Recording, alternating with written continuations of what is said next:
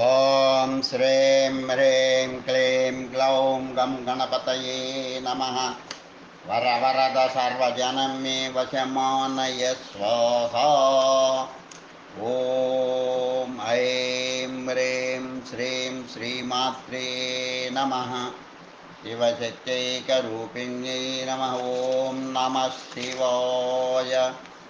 ఓం ఓం ఓం శ్రీ గురుభ్యో నమః. మొగలి చల్ల వేణుగోపాల దత్తాత్రేయ నమః. ఓం ద్రాం దత్తాత్రేయాయ నమః. ఓం నమో భగవతే వాసుదేవాయ. ఓం నమో నారాయణాయ. ఓం గరుడదేవాయ నమః. సంపూర్ణ గరుడ మహాపురాణం సరళవచనం 12వ భాగం ప్రారంభం. ద్రవ్యశుద్ధి ప్రకరణం. మునీశ్వరులారా, ఇప్పుడు ద్రవ్యశుద్ధిని గురించి చెప్పుతున్నానంటూ యాజ్ఞవల్క ముని ఈ విధంగా మిథిలానగర విప్రశిఖామణులకు చెప్పసాగాడు. బంగారం, వెండి, రత్న విశేషాలు, శంఖం మొదలైనవి, శాకపాకములు, త్రాళ్ళు, గొర్రె చర్మంతో చేసిన వస్తువులు, పాత్రలు, హోమద్రవ్యాలు, యజ్ఞపాత్రలు ఇవి కానీ అపవిత్రమైన పరిసదగిన సందర్భాలలో నీటితోనే బాగా కడిగి శుభ్రం చేయాలి. ధాన్యాదులపై కాస్త జలం జలకరిస్తే చాలు. యజ్ఞంలో ఉపయోగించే స్రువములనబడే కర్రగరిటెలు వేడి నీటి స్పర్శకు శుద్ధి కాగలవు. ఉన్ని వస్త్రాలు, పట్టు పీతాంబరాలు, వెచ్చని నీరు, గోమూత్రం చేత శుద్ధి అవుతాయి. కర్ర, దుప్పి కొమ్ము, దంతం, ఏనుగు యొక్కతో చేయబడిన పాత్రలైతే మట్టితో తోమి గడగాలి. బ్రహ్మచారి యొక్క భిక్షాపాత్ర నిత్య పవిత్రం. మట్టి పాత్రను శుద్ధి చేయడానికి కొద్దిసేపు వెచ్చని సెగ తగిలేలా ఉంచితే సరిపోతుంది. భూశుద్ధి సంగతి అందరికీ తెలిసిందే. కంచు, ఇనుము, రాగి పాత్రలు భస్మంతో తోమి గడగాలి. గోవు వాసన చూచినంత మాత్రాన నీరు పారవేయదగినది కాదు. పాత్రలు కడగడానికి వాడవచ్చు. తోమిన లోహ పాత్రలు అని అర్థం. పవిత్రములైన ఇతర వస్తువుల జాబితా ఇంకా ఇలా ఉంది: అగ్ని, సూర్య కాంతి, చెట్టు నీడ, ధూళి, నేల, మంచు బిందువులు, వాయువు, ఆవు, గుర్రము, శ్రీముఖము నిత్య పవిత్రాలు. స్నానం చేశాక, నీరు త్రాగాక, తుమ్మిన తర్వాత, నిద్రలేశాక, భోజనానంతరం, ప్రయాణం చేసి వచ్చాక, వస్త్రాదులు మార్చుకున్నాక ఆచమనం చేయడం శుద్ధి ప్రక్రియ. బ్రాహ్మణ్ణి కుడి చేయిపై అగ్ని మొదలైన దేవతలు ఉంచారు. చెవి స్పర్శ కూడా శుద్ధితో సమానం. దానధర్మ మహిమ. దాన ధర్మాలు అన్నిటికన్నా అతి శ్రేష్టమైనవి. అలాగే వర్ణాలన్నింటిలోనికి అధ్యాపనాల వల్ల బ్రాహ్మణ వర్ణం శ్రేష్టమైనది. వారిలోనూ సత్క్రియాపరుడు, అతని కంటే బ్రహ్మతత్వవిధులు శ్రేష్టతములు. తత్పాత్రునికి దానం ఇచ్చేటప్పుడు ఈ తారతమ్యం గురించి గోభూ స్వర్ణదానాలు శ్రేష్టతమునికే ఇవ్వాలి. వేద విద్య, సదాచారం లేని వారు విప్రులైనా కానీ దానం ముచ్చుకోరాదు. అది అపాత్ర దానం అవుతుంది. అందువల్ల దాత, గ్రహీతలు ఇరువురు కూడా అధోగతి పాలవుతారు. గోదానం అంటే వర్ష, దూడ సహితం అని అర్థం. గర్భం నుంచి దూడ బయలువెడుతుండగా ఆవు వృద్ధితో సమానం. అన్నాలంకృతంగా గోదానం చేయలేని వారు గర్భంతోనున్న ఆవును దానం ఇచ్చినా అదే ఫలిత ప్రాప్తి. గోదానంతో సమాన ఫలితాన్ని ఇచ్చే దానాలు కొన్ని ఉన్నాయి. రోగులకు సేవ చేయడం, బ్రాహ్మణుని పాదాలు గడగడం, నిత్యం క్రమం తప్పక చేసే దైవ పూజ, అలసి వచ్చిన వ్యక్తికి సపర్యలు చేయడం వంటివి. బ్రాహ్మణునికి సంప్రీతికరమైన వస్తువులు దానం చేస్తే వర్గప్రాప్తి. భూమి, దీపం, అన్నం, వస్త్రం, ఘృతం దానం చేసిన వారికి సంపదలు ప్రాప్తి. తత్పాత్రులకు విద్యాదానం చేస్తే దేవతలకే దుర్లభమైన బ్రహ్మలోక ప్రాప్తి. నాస్తికవాదం, కుతర్కం వేదనింద మహాపాపం. అవి విన్నవారిని అధోగతి పాలు చేస్తాయి. ఇవ్వగలిగిన వారి చేత ఇవ్వదగిన వారికి దగ్గరుండి ఇప్పించడం కూడా దానంతో సమానమే. వారికి పుణ్యప్రాప్తి ఉంటుంది. వేశ్య, భర్తను నిరాధించే స్త్రీ, సుఖం ఆశించి దానం ఇచ్చే స్త్రీ చేతి దానం గ్రహించరాదు. శ్రాద్ధం అధికారం సంక్షిప్త విధి. శ్రాద్ధం అనేది శ్రద్ధగా పితృదేవతలకు దేవతలను తలుచుకొని నిర్వర్తించే కర్మ. ఇది ఏడాదికి ఒక్కసారే మృతుని మరణ దినం తద్దినంగానే పెట్టాలని చాలామంది భావన. కానీ అది సరికాదు. కర్తకు అవకాశం ఉన్నప్పుడు కృష్ణపక్ష అమావాస్య, మకర సంక్రాంతి, సూర్య చంద్రగ్రహణ దినాలు ఇత్యాదులు ఎప్పుడైనా జరిపించవచ్చు. గోత్రీయుడు, బ్రహ్మవిధుడు, సామవేదవేత్త, ఋగ్వేది కనీసం కొంత వేద భాగాన్నైనా చదివి అర్థం చెప్పగల దిట్ట భోక్తగా పిలవడానికి అర్హత గలవాడు. శ్రాద్ధానికి అపరాహ్నం శ్రేష్టం కనుక భోక్త ఆ సమయానికి నిష్టగా ఇచ్చేయగలవాడై ఉండాలి. కనీసం 2 భక్తులు ఉండాలి. మంత్రం చెప్పు వారితో కూడా 2 భక్తులుగా కూర్చొనవచ్చు. భోక్తల చేత తాము సంతృప్తిగా భోజనం చేశామనిపించుకున్నాక వారిని దక్షిణ తాంబూలాదులతో కొంత దూరం తాను అనుసరించి వెళుతూ సాగనంపాలి. తరువాత పాత్రలలో భక్తులు తిని వెళ్ళగా మిగిలిన పదార్థాలను కర్త స్వీకరించి రాత్రి బలహారాన్ని మాత్రమే గ్రహించాలి. పితామహుడు పితృదేవతలలో అగ్రగణ్యులు. శ్రాద్ధకర్తకు సంపదలు సంతతి ప్రసాదించగలరు. వినాయక శాంతి స్నానం. ఎవరి మీద వినాయకుడు ఆవేశిస్తాడో అటువంటి వారి లక్షణాలు అందుకోసం చేయదగిన శాంతులు వంటి ఉపాయాలు మీకు ఇప్పుడు వినిపించనున్నానని యాజ్ఞవల్క మహర్షి పలికి ఇలా చెప్పసాగాడు. స్వప్నేవగాహతేత్యర్థం జలం ముండాశ్చ పశ్యతి విమనా విఫలారంభ సంసీదత్య నిమిత్తతః రాజా రాజ్యం కుమారీ చ పతిం పుత్రం చ గృహిణి. 100-1-1-2 వినాయకుడు సుప్రసన్నంగా లేని వారికి స్వప్నాలు ఆ విషయాన్ని స్పష్టం చేస్తాయి. ఆనందం చేస్తూ ఉన్నట్టు, మరణించిన ప్రాణులు కొన్ని తలలతో మాత్రమే ఉన్నట్టు ఇలా వచ్చే కలల వల్ల వారు ఎప్పుడూ ఉద్విగ్న మనస్కులవుతుంటారు. వారు చేసే ప్రయత్నాలన్నీ నిష్ఫలమవుతాయి. రాజు రాజ్యాన్ని కోల్పోవడమో, కన్యకు భర్త లభించకపోవడమో, గర్భిణీ స్త్రీకి సంతానం కలగపోవడమో జరగవచ్చు. ఈ రీతిగా స్వప్నాలు దర్శించిన వారికి వినాయక శాంతి స్నానం చేయించాలి. అస్థివాచనములతో ఒక భద్రాసనంపై బ్రాహ్మణులు, బంధువులు అందరూ చేరి బాధిత వ్యక్తిని కూర్చోబెట్టాలి. పచ్చ ఆవాలు పొడి చేసి నేతితో కలిపి ముద్ద చేసి అతడికి లేదా ఆమెకు నలుగు పెట్టాలి. తలకు ఔషధ సుగంధయుక్త తైలాన్ని పట్టించాలి. 5 పవిత్ర జలాశయాల నుంచి పుణ్యనది, పుణ్యసరోవరం, పుణ్యతటాకం, పుణ్యవాపి, పుణ్యకుల్య తెప్పించిన నీటితో కనీసం 3 కడవల నీళ్లు ధారాపాతంగా ఆ వ్యక్తి శిరస్సుపై నుండి జాలువారేలా స్నానం చేయించాలి.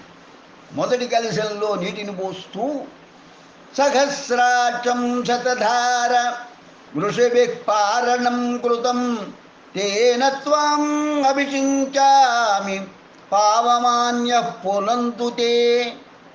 100-6 అనే మంత్రాన్ని పఠించాలి. 2వ కలశంలో నీటిని పోస్తూ భగవాన్ వరుణో రాజా భగం సూర్యో బృహస్పతి భగమింద్రశ్చ వాయుశ్చ భగం సప్తర్షయో దదుః అనే శ్లోకాన్ని 3వ కలశంలో నీటి పోస్తూ యత్తే కేశేషు దౌర్భాగ్యం సీమంతే యచ్చ మూర్ధని లలాటే కన్నయో రక్షణో నాశం తద్యాతు తే తథా. 100-7-8 అనే శ్లోకాన్ని పఠించాలి. చివరికి పూర్తిగా శుద్ధి కోసం మరో కలశం నీటిని నెత్తిపై ధారగా పోయగలిగితే ఉత్తమం. నీ సర్వాంగాలకు పట్టిన దైవ ఆగ్రహం ఈ పవిత్ర జలంతో వదిలిపోవుగా కానీ అర్థం. స్నానం తర్వాత హవనక్రియ ఆచరించాలి. ఆవ నూనె అగ్నియందు స్రవంతో పోస్తూ 6 స్వాహ మంత్రాలను చదవాలి. ఓం మితాయ స్వాహ, ఓం సంమితాయ స్వాహ, ఓం శాలాయ స్వాహ, ఓం కటంకటై స్వాహ, ఓం కూష్మాండాయ స్వాహ, ఓం రాజపుత్రాయ స్వాహ. హోమగుండంలో వండిన అన్నం చలువు ఆ లౌకికాగ్నిలోనే హవనం చేసి కొంత భాగం ఇంద్రాగ్ని దేవతలకు బలి అన్నంగా సమర్పించాలి. పంచభక్ష పరమాన్నాలను దర్భలపై నైవేద్యం చేయాలి. తరువాత వినాయకుని మాత దుర్గా పార్వతీదేవిని ఇట్లా ప్రార్థించాలి.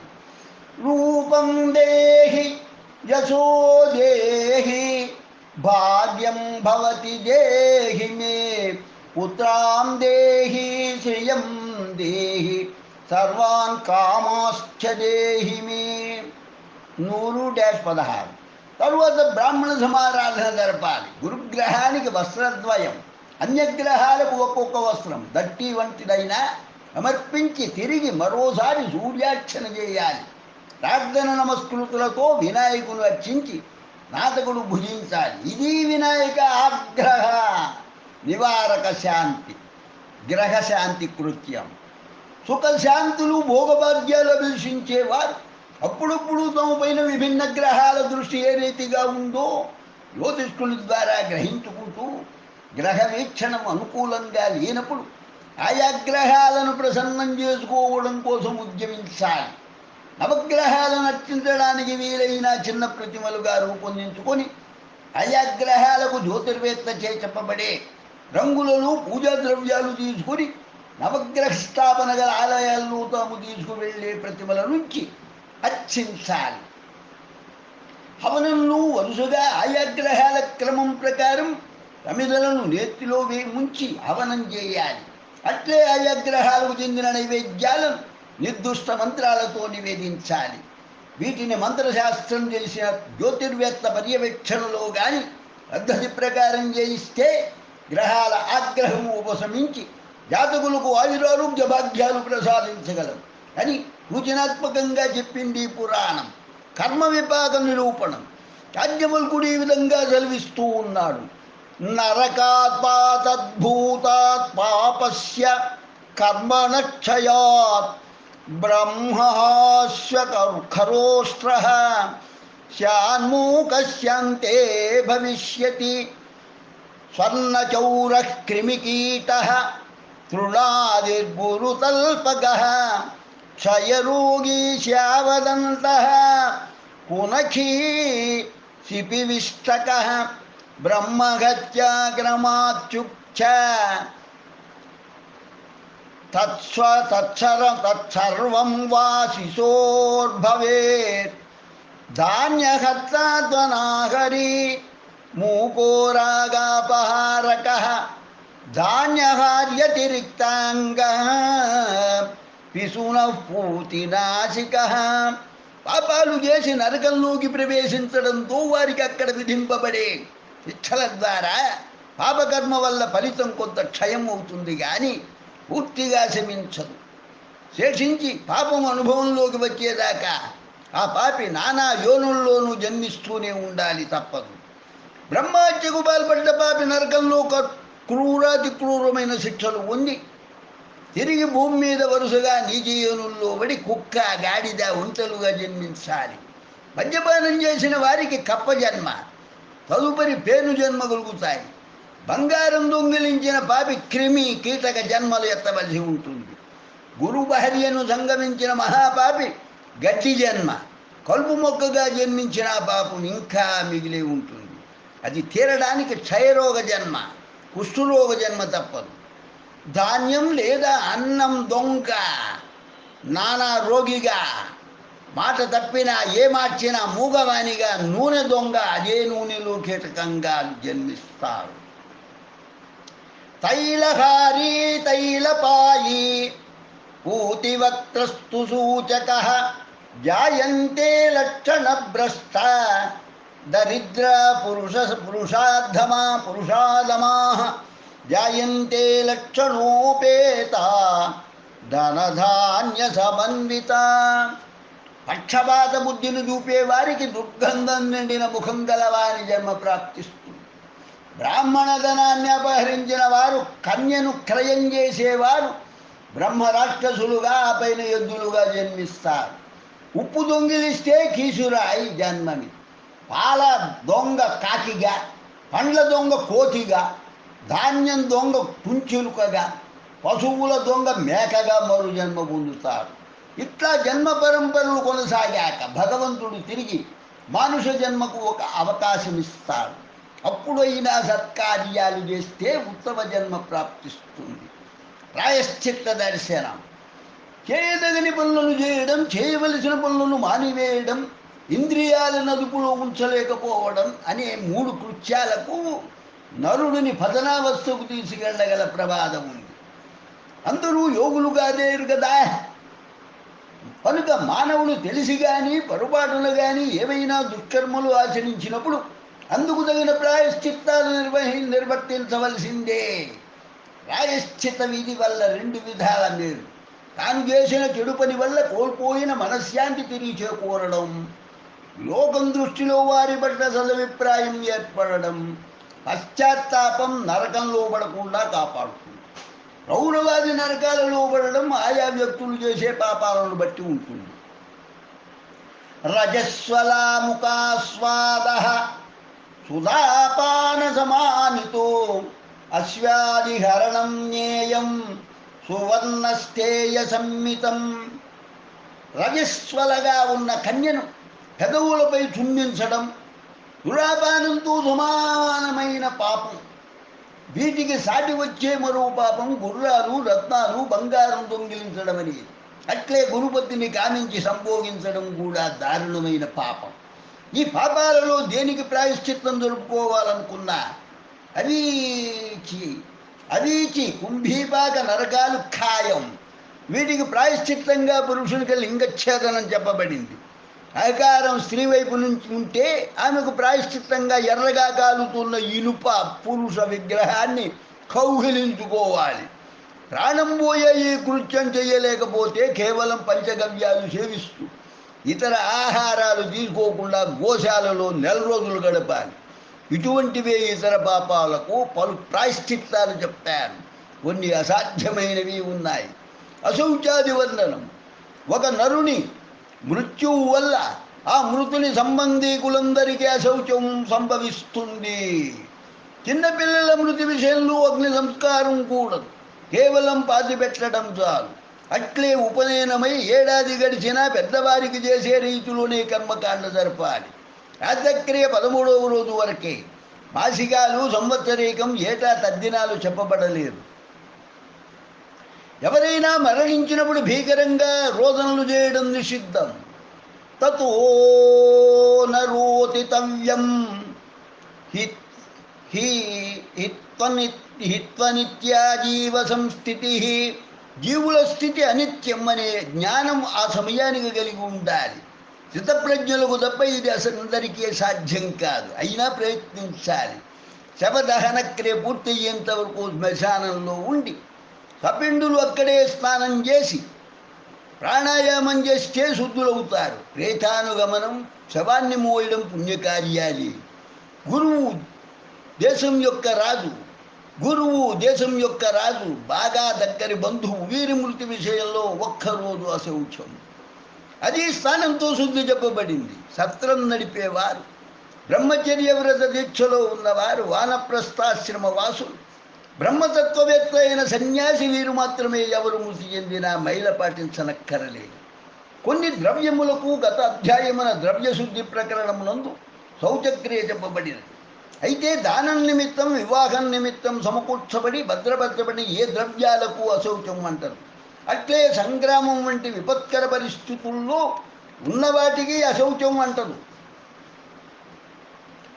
పరాశరకృత ధర్మస్మృతి. సూతమువాచ.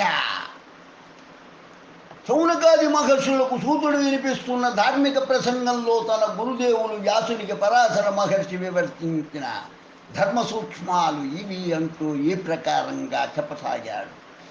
పరాశరో అబ్రవీద్వ్యాసం ధర్మం వర్ణాశ్రమాదికం కల్పే కల్పే క్షయేత్పత్తి క్షీయంతే నహ్యజాదయః శ్రుతిస్మృతి సదాచారో యః కశ్చిద్ వేదకర్తృకః వేదాత్మృత బ్రాహ్మణాదౌ ధర్మామన్వాదిభిः సదా దానం కలియుగే ధర్మః కర్తారం చ కలౌ త్యజేత్ పాపకృత్యం తు తత్రైవ శాపం ఫలతి వర్షతః. ప్రతి కల్పం యొక్క అంతములన్నీ నశించిపోతాయి. కల్ప ప్రారంభంలో మన్వాది ఋషులు వేదాలను స్మరించి చాతుర్వర్ణాలకు ధర్మాలను ప్రవచిస్తూ ఉంటారు. కలియుగంలో దానమే ధర్మం. సర్వత్రా నిండిపోయిన పాపాన్ని కలియుగంలో పారద్రోలడం చాలా కష్టం. అందువల్ల పాపులను మాత్రమే ఈ యుగ ధర్మం ప్రకారం త్యజించవలసి ఉంటుంది. కృతయుగంలో పాపాత్ములు అధికంగా ఎక్కడ ఉంటే ఋషులు ధర్మపరాయణులు ఆ ప్రదేశాన్ని వదిలి వెళ్ళిపోయేవారు. ఇక్కడ ఒక విషయం మనం గమనించాలి. కృతయుగాదిన ఋషులు ధర్మ ప్రవచనాలు చేసే వేళకు జనపదాలు తక్కువ, అందులోనూ జనసాంద్రత ఇంకా తక్కువ. భూమి చాలా విస్తారం, అరణ్య భూమి ఇంకా అధికం. పాపులు ఉండే నేలను సంచరించడానికి ఇష్టపడని వారు దూర ప్రదేశాలకు సాగిపోయేవారు. త్రేతాయుగం వచ్చేసరికి పాపి నివసించే గ్రామాన్ని ద్వాపరమున పాపుల గృహాలను వదిలి సంచరించారు. ఈ యుగంలో పాపం అన్ని చోట్ల అందరి వల్ల జరుగుతూ ఉండడం సహజం కావడంతో కేవలం పాపం అనేది సోకని హిమాలయాల వంటి నిర్జన ప్రదేశాలకు వలస సాగించారు ఋషులు. ఏ యుగంలోనైనా పాపుల కంట తాము పడరాదు. అదేదే ఋషుల ఏకైక సంకల్పం. శౌచం, సదాచారం ద్వారానే మానవుడు అన్నింటినీ పొందగలుగుతాడు. ఏ యుగమునకు తగ్గ ధర్మం ఏ ఋషి ప్రవచించినా సార్వకాలీన సమ్మతమైన వాటినే ఋషులు చెబుతారు. కనుక మృతులలో చాలా అంశాలు ఒకేలా ఉంటాయి, ఒకదాంతో ఒకటి విభేదించవు. కాలంతో పాటు మార్పు చెందే జనజీవన వైఖరిని అనుసరించి చెప్పే కొన్ని ధర్మాలలో తేడాలున్నప్పటికీ ఎంతో శ్రమించి హృదయంలోనే తర్కించి కానీ మృతికర్తలెవరూ ధర్మ నిర్దేశం చేయరు. అంత నిర్దుష్టంగా వారు చెప్పిన ధర్మాలు ఆచరించి తీరవలసినదే. కలియుగానికి సంబంధించినంత వరకు పరాశర స్మృతి అవశ్యాచరణీయం. సంధ్యావందనం, స్నానం, జపం, హోమం, దైవపూజ, అతిథి సత్కారం అనే 6 సదాచార సంపన్నులైన బ్రాహ్మణులు ఎన్నడూ వదిలివేయరాదు. అపూర్వ సూరతీ విప్రువో యపూర్వయతస్తదా క్షత్రియ పరసైన్యాని జిత్వా పృథ్వీం ప్రపాలయేత్. సదాచారపరాయణులైన విప్రులు కానీ సర్వసంగ పరిత్యాగులైన సన్యాసులు కానీ కలియుగంలో లభించడం అసాధ్యం. అవకాశం ఉన్నంతలో బ్రాహ్మణులు అధ్యయనం అధ్యాపనం మాత్రమైనా వదలరాదు. ఈ వర్ణం వారు ఈ రెండు వదిలేస్తే ఇతర వర్ణాలకు ధర్మం చెప్పే నాథుడు కూడా ఉండడు. క్షత్రియులు ఇతర రాజ్యాలపై, ముఖ్యంగా దుష్టపాలన సాగే రాజ్యాలపై దండయాత్ర సాగించి విజేతలై ప్రజలందరికీ సుపరిపాలన అందించవలసి ఉంటుంది. నీతి తప్పని వ్యాపారాలు చేస్తూ వైశ్యులు వ్యవసాయ పశుపోషణాధికారులు చూసుకోవాలి. శూద్రులు ఈ వర్ణత్రయానికి సహకరిస్తూ రాజ్య సుఖశాంతులు కాపాడాలి. ఇవి అన్ని యుగాల సార్వకాలీన ధర్మాలు. సర్వజనులు ఆచరించవలసిన ధర్మములు చాలా చెప్పబడ్డాయి. మొత్తం పరాశర స్మృతి అంతా ఇవ్వడం అసాధ్యం. అది అదనంగా మరో ఉద్గ్రంథం కాగలదని భావించిన గరుడ పురాణ కర్తలు మూలంలోనే ఈ స్మృతులను సంక్షేపించి చెప్పారు. వ్యాఖ్యాత చౌర్య వృత్తి తినడం, వెళ్ళదగని చోట్లకు వెళ్ళడం ఎవరూ చేయరాదు. అవి వారికే పతన హేతు అవుతాయి. వ్యవసాయ వృత్తిలో ఉండేవారు అలసిపోయిన ఎద్దులను విశ్రాంతినీయక వెంటనే తిరిగి ఖాళీ కట్టరాదు. బరువులను వాటి చేత మోయించరాదు. ద్విజులు స్నాన సంధ్యా వందనాది పంచయజ్ఞాలు మానరాదు. క్షత్రియులు క్రూర కర్ములను శిక్షించడంలో ఉపేక్ష వహించరాదు. నువ్వులను నేతిని అమ్ముకోరాదు. రైతు తన సంపాదనలు పంటలో 20వ భాగాన్ని దేవునికి, 33వ భాగాన్ని బ్రాహ్మణులకు, 6వ భాగాన్ని రాజుకు ఇవ్వాలి. ఈ ప్రకారం పన్ను చెల్లింపు చేయకుంటే కృషి సంహింసా పాపం. కృషి హింసా పాపం, అది శౌర్యంతో సమానమైన పాపం, రైతుకు చుట్టుకుంటుంది. అశౌచం విషయమై యాజ్ఞవల్కుని మతం, ఎక్కడ అభిప్రాయం అని అర్థంతో ఏకీభవించిన పరాశరుడు ఈ అంశలో మార్పు చేర్పులు చేయలేదు, అవి యథాతథంగా స్వీకరించవలసిందే అని సమర్థించాడు. సజ్జనుడు సాధు చరిత్రుడు అయిన పతిని మతం ఎక్కి వదిలేసిన స్త్రీ 7 జన్మల పర్యంతం మళ్ళీ మళ్ళీ స్త్రీగానే జన్మిస్తుంది. కానీ అన్ని జన్మల్లోనూ ఆమె భర్త ఆమె కంటే ముందే మరణిస్తాడు. అన్నపానాదులకై చెడు నడతకు లోనైన భ్రష్టురాలైన స్త్రీ మరుజన్మలో పందిగా పుడుతుంది. అన్నీ సలక్షణంగా ఉండి అవివాహితుడిగా ఉన్నంతకాలం తమ్ముడు పెళ్లి చేసుకోరాదు. అంగవైకల్యం కానీ మూర్ఛ కానీ పుట్టుబుట్టివాడై ఉండి కానీ అన్నకు వివాహ యోగ్యత లేనప్పుడు మాత్రం తమ్ముడు వివాహాన్ని చేసుకున్న దోషం లేదు. నిశ్చితార్థం జరిగాక వరుడు నపుంసకుడని తేలినా పరదేశి వేగి ఎంతకు తిరిగి రాకుండా మృతి చెందిన పరస్త్రీ లోలుడైన ఆ కన్య వాగ్దత్త నియమాన్ని ఉల్లంఘించి వేరే కొన్ని మనువాడవచ్చు. కుక్క చేత కరవబడిన వాడికి అశౌచ దోషం ఉంది. అది పోవాలంటే ఔషధ సేవనంతో పాటు గాయత్రీ మంత్ర జపయం యథాశక్తి చేయాలి. అది స్వయంగా జపించే అర్హత లేని వారు బ్రాహ్మణ్ణి ఎవరినైనా ఆశ్రయించి వారిచే ఈ జపం చేయించాలి. అనాథ ప్రేతవహనాత్ ప్రాణాయామేన శుద్ధ్యతి ప్రేతశూద్రస్య వహనాం త్రిరాత్రమసుర్భవేత్. అనాథ ప్రేత సంస్కారం ఉత్తమమైనదని చెప్పబడినప్పటికీ శవాన్ని మోస్తే కలిగే దోషం కేవలం ప్రాణాయామంతో పోతుంది. తెలిసి లౌకిక సంబంధాల దృష్ట్యా శూద్ర శవాన్ని మోస్తే మాత్రం 3 రాత్రులు గడిచేదాకా అశౌచం పాటించాలి. ఔరస క్షేత్రజ పుత్ర పితృజౌ పిండదౌ పితుః పరివిత్తేస్తు కృచ్ఛ్యం స్యాత్ కన్యాయాః కృచ్ఛ్యమేవ చ. ఔరసుడు కానీ క్షేత్రజ్ఞుడు కానీ తండ్రి ఒక్కరే అయినప్పుడు ఆ తండ్రి మరణిస్తే 2 జన్మల వారు పిండ ప్రదానం చేయవచ్చు. పరివేత్త అన్నం కంటే ముందు పెళ్ళైన, అన్న కంటే ముందు పెళ్ళైన, పరివిత్తి తమ్ముడికి పెళ్ళై అన్నకు కాకుండా ఉన్న సందర్భాల్లో ఇద్దరికి కృత్యవ్రతం చేసుకునేంత వరకు శుద్ధి లేదు. ఈ మాదిరి వివాహాలే పాపంగా పరిగణింపబడ్డాయి. పరస్త్రీలలో తల్లిని, పరద్రవ్యంలో బూడిదను, ప్రాణులన్నింటిలోనూ తన ఆత్మను దర్శించగలిగిన వాడే అసలైన విద్వాంసుడు. రాజపదవులకై ప్రాకులాడేవాడు ఈ ఆకృత్యాన్ని దేశోద్ధరణ కోసం ఎంత మాత్రం చేయడు, పూర్తిగా స్వార్థం కోసమే చేస్తాడు. ఒకవేళ పదవి పొందేందుకు స్వార్థ చింతనే కారణమైన తన పొరపాటును గ్రహించుకొని పదవి ద్వారా లభించే అధికార సంపదలను జన సంక్షేమానికి వినియోగిస్తే నరకం పాల్పడకుండా ఉంటాడు. అగ్నిహోత్రం కోసం అభిష్యాన్నాన్ని తక్కువ స్థాయి వారి వద్ద నుంచి కూడా సేకరించవచ్చు, ఇంకా ఇవి కూడా గ్రహించవచ్చునంటాడు నీతికర్త. హవిర్దృప్త కులాగ్రాహ్యం హవిర్దృప్త కులాగ్ర్యాహ్యం బాలాదపి సుభాషితం అమేధ్యాత్ కాంచనం గ్రాహ్యం శ్రీరత్నం దుష్కులాదపి. మంచి మాట పిల్లవాడు చెప్పినా వినాలి. అపవిత్రంగా ఉండే చోట్ల నుంచి అయినా కానీ స్వర్ణాన్ని గ్రహించదగు. కులం తక్కువ అని చూడకుండా శ్రీరత్నం వంటిదైతే నిస్సంశయంగా పొందవచ్చు. అట్లే విద్య కూడా అధమస్థాయి వాడి నుంచి నేర్చుకోవడమా అని అహంకారం కానీ అనుమానం కానీ పనికిరానివి. ధనిన శ్రోత్రియో రాజా నదీ వైద్యస్తు పంచమః పంచయత్ర న విద్యంతే న కుర్యాత్ తత్ర సంస్థితః. దాన ధర్మాలు లేని చోట, ప్రయాణానుకూలతలు లేని చోట, చెలరేగి దౌర్జన్యకారులను కట్టడి చేయగల సమర్థవంతమైన పరిపాలన వ్యవస్థ లేని చోట, నిస్సిగ్గుగా నగ్నంగా శరీర ప్రదర్శనకు వెరవని జనులున్న చోట అది ఎంత రమ్య నగరి అయినా క్షణమాత్రమును నిలువరాదు. ఇక దైవజ్ఞులు, వేదవేత్తలు, సంపన్నులు, వైద్యులు, రాజు, నది ఇవి లేని ప్రదేశాలలో నివసించరాదు.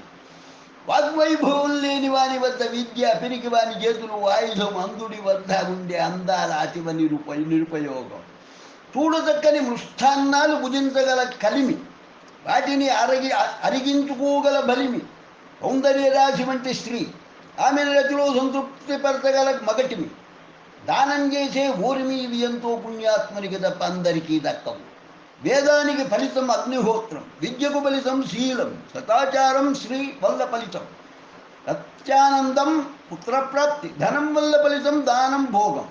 ధన ప్రయోగ కార్యేషు తదా విద్యాగమేషు చ ఆహారే వ్యవహారే చ చక్రలజ్జా సదైవ హి.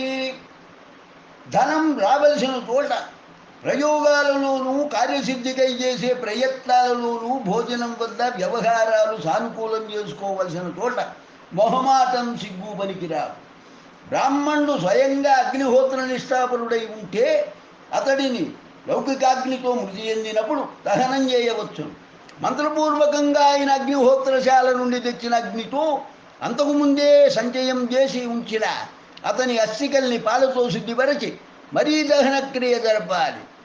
ప్రవాసే తు మృతే భూయ కృత్వా కుశమయం దహేత్ కృష్ణాజినే సమాస్థైర్య షట్శతాని పలాసజా సమీం శిష్ణే వినిక్షిప్య అరణిం వృషణే క్షిపేత్ కుండం దక్షిణహస్తే తు వామహస్తే తదోపభృత్. తమకు సంబంధించిన వ్యక్తి ప్రదేశంలో తను చాలిస్తే మృతదేహాన్ని స్వస్థానానికి చేర్చడం అసాధ్యమైన స్థితిలో ఇక్కడి పరిజనులు కర్మకాండ నిర్వహించే తీరు చెప్పబడింది. ఆ వ్యక్తి యొక్క శరీరాన్ని కుశదర్భలతో తయారు చేయించి అదే అగ్నికి ఆహుతి చేయాలి. అగ్నిహోత్ర నిష్ట గలవాడైతే ఏ ఏ శరీర భాగాలలో ఏమేమి ఉంచాలో కూడా నిర్దేశించారు. ఆ ప్రకారం అగ్నిహోత్ర పరునికి ఊహాకల్పిత కళేబరాన్ని సృష్టించి అసౌ స్వర్గాయ లోకాయ స్వాహ అనే మంత్రాన్ని పఠిస్తూ నేతితో ఆహుతి క్రియ నిర్వర్తించాలి. హంససారస క్రౌంచానాం చక్రవాకంచ కుక్కుటం మయూరమేషఘాతీ చ అహోరాత్రేణ శుధ్యతి పక్షిణః సకలాన్ ఘత్వా అహోరాత్రేణ శుధ్యతి సర్వాంశ్చతుష్పదాఘ్నత్వా అహోరాత్రోషితే జపేత్. పక్షులలో హంస, చక్రవాకం, క్రౌంచపక్షి, కోడి, నెమలి దేనిని వధించినా ఒక పగలు ఒక రాత్రి ఉపవాసం చేయడం వల్ల దోషం అంతరిస్తుంది. గోవులు కాకుండా ఇతర చతుష్పాద జంతువులలో దేనిని వధించినా ఒక రోజంతా నిలబడి ఉపవాసం చేసి గాయత్రీ జపం చేయడం దోషశాంతిగా చెప్పబడింది. శుభం భూయాత్. లోకా సమస్తా సుఖినో భవంతు. లోకా సమస్తా సుఖినో భవంతు. లోకా సమస్తా సుఖినో భవంతు. ఓం శాంతి శాంతి శాంతి. స్వస్తి.